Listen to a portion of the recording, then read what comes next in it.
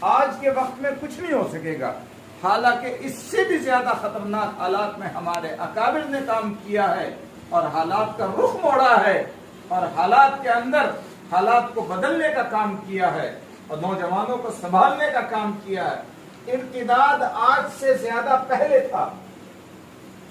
حضرت نانوتوی رحمت اللہ علیہ نے جب مناظرے کیے ہیں آریہ سماجیوں سے، اس وقت میں ارتداد کی لہر آج سے زیادہ تھی، انہوں نے مقابلہ کیا۔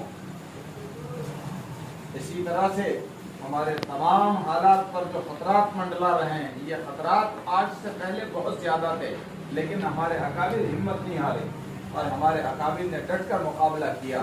آج ہم کیوں گھبرا رہے ہیں، کیوں مایوس ہیں، کیوں خوف زدہ ہیں، کیوں قدم لڑکھڑا رہے ہیں؟ اس کی وجہ ہم اپنے اکابر کی تاریخ سے بولو بھائی